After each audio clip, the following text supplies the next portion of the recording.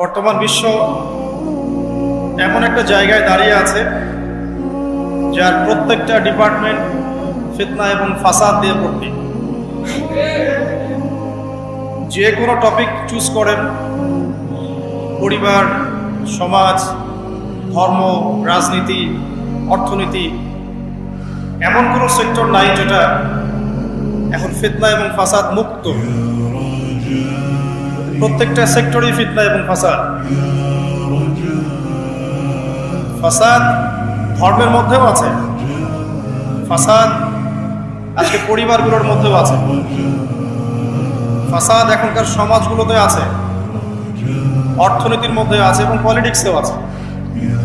যেমনটা ফেরেশতারা বলেছিলেন আল্লাহ রাব্বুল আলামিনকে যে আতাজআলু ফিহা মান ইউফসিদু ফিহা ওয়া ইয়াসফিকু দিমা, হে আল্লাহ, আপনি কি এমন কাউকে পৃথিবীতে পাঠাতে চাচ্ছেন যে পৃথিবীতে গিয়ে ফিতনা এবং ফাসাদ সৃষ্টি করবে অথবা রক্তপাত ঘটাবে?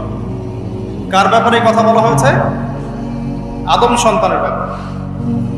আল্লাহ পাক যখন ফেরেশতাদেরকে ডেকে বললেন, ওয়াইজ ক্বালা রাব্বুকা লিল মালায়েকা, যখন ফেরেশতাদেরকে তোমার রব বললেন ইন্নী জাঈলুন ফিল আরদি খলিফা, আমি পৃথিবীতে আমার খলিফা পাঠাতে চাই, তখন ফেরেশতাদের উত্তর ছিল এমন, আতাজআলু ফিহা মান ইউফসিদু ফিহা ওয়া ইয়াসফিকু দিমা, হে আল্লাহ, আপনি কি এমন কাউকে পৃথিবীতে পাঠাবেন যে পৃথিবীতে গিয়ে ফিতনা এবং ফাসাদ সৃষ্টি করবে এবং রক্তপাত ঘটাবে? ওয়ানাহনু নুসাব্বিহু বিহামদিক ওয়া নুকদ্দিসু লাক, অথচ আমরা ফেরেশতারাই তো আপনার হামদ, সানা, স্তুতি এগুলো বর্ণনা করছি এবং আপনার পবিত্রতার জয়গান গাচ্ছি।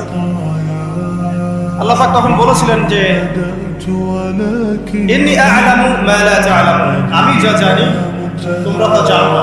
তো আল্লাহ পাক এখানে বলছিলেন যে ইন্নী আ'লামু মা লা তা'লামুন, আমি যা জানি তোমরা তা জানো না। এখন বিশ্বের দিকে তাকালে আমরা দেখতে পারি ফেরেশতাদের কথা মাশাআল্লাহ ফুলে গেছে। আপনি ধর্মের দিকে তাকিয়ে দেখেন, দেখবেন ধর্মের মধ্যে অনেক বিভক্তি সৃষ্টি হয়েছে, অথচ সমস্ত ধর্মের স্রষ্টা একজনই, আল্লাহ রাব্বুল আলামিন।